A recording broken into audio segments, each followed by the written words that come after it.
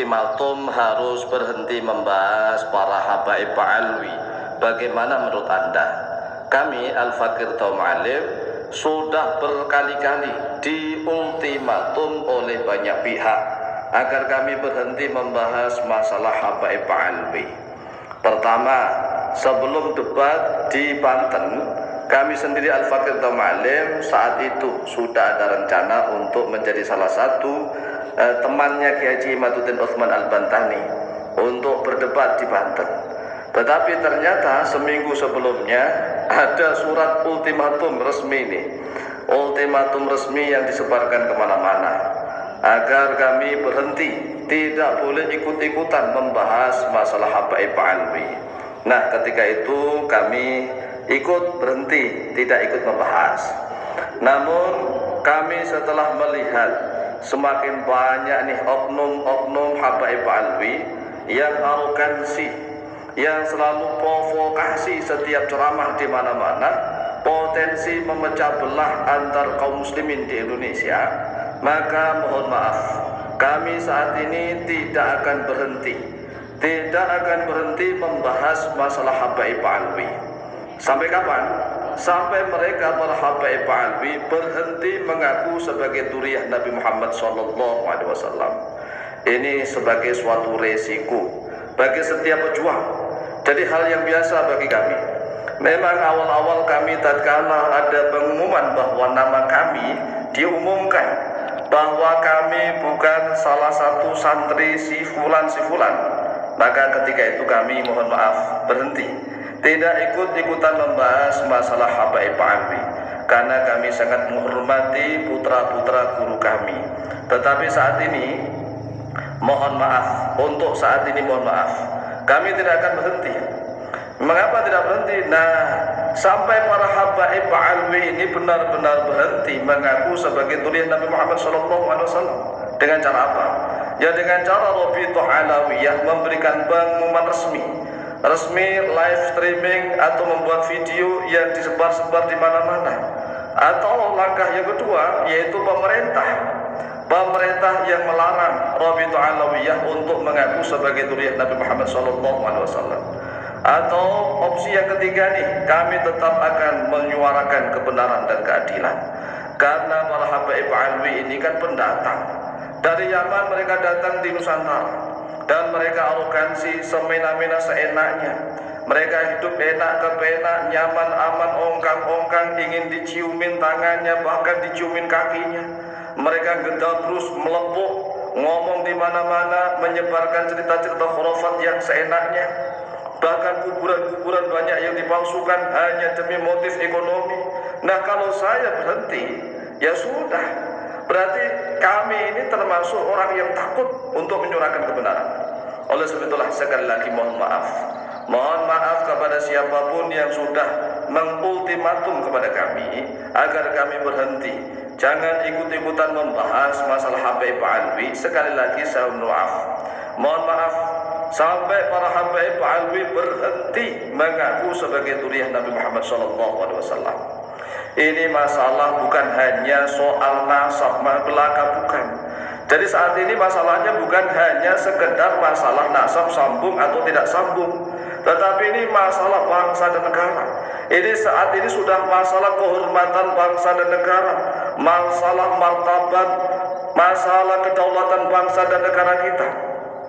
Oleh sebab itulah sekali lagi, walaupun banyak pihak yang telah mengultimatum kepada kami agar kami berhenti membahas habaib Alwi, bahkan ada salah satu putra guru kami yang telah mengultimatum agar kami segera berhenti membahas habaib Alwi. Jika tidak, maka kami tidak dianggap sebagai salah satu murid atau santrinya.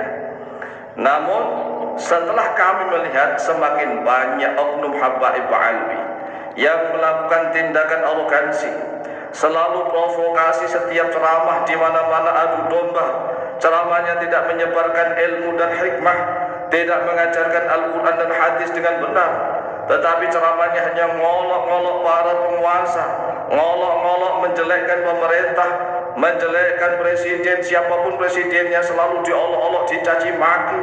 Ini potensi adu domba sangat besar. Potensi pecah belah antar kaum muslimin di Indonesia sangat besar. Maka sekali lagi kami Al-Faqih Mu'allim mohon maaf kepada siapapun yang sudah mengultimatum kepada kami. Kami Al-Faqih Mu'allim tetap tidak akan berhenti. Sekali lagi, kami tetap tidak akan berhenti membahas masalah Habib Alwi sampai mereka para Habib Alwi berhenti mengaku sebagai dzurriyyah Nabi Muhammad SAW. Ini adalah perjuangan. Setiap perjuangan pasti mengandung risiko.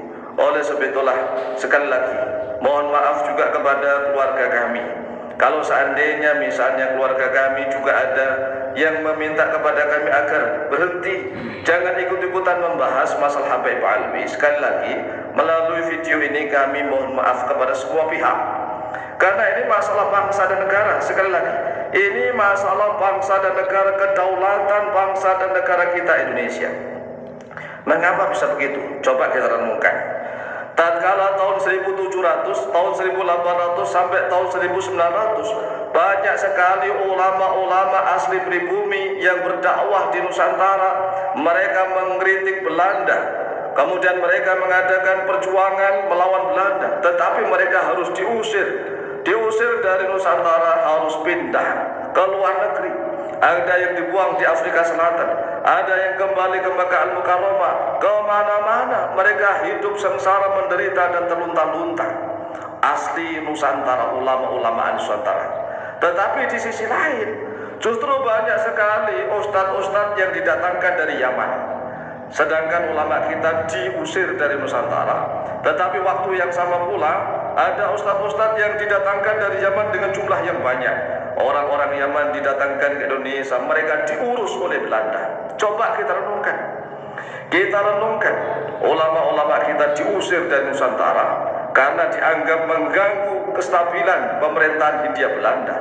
Maka orang-orang Belanda pintar. Mereka menggunakan ustadz-ustadz didatangkan dari Yaman, karena kalau ustadznya orang-orang Yaman, maka tidak akan mengajarkan untuk melakukan perjuangan melawan Belanda. Justru ustadz-ustadz yang dari Yaman inilah yang diurus oleh Belanda. Bahkan ada mufti Belanda orang Yaman memberikan fatwa bahwa perjuangan melawan Belanda itu tidak sah, alias gurur. Ini kan kurang ajar sekali. Maka dari itu, ini bukan hanya sekedar nasab, tetapi ini adalah masalah kedaulatan, masalah harkat martabat dan kedaulatan bangsa dan negara kita. Jika kita diam saja melempem, maka bangsa dan negara kita akan diinjak-injak oleh bangsa lain. Demikian, lebih kurangnya mohon maaf. Semoga manfaat dan barakah fid dini wa dunyal akhirah. Wallahu taala a'lam bishawab.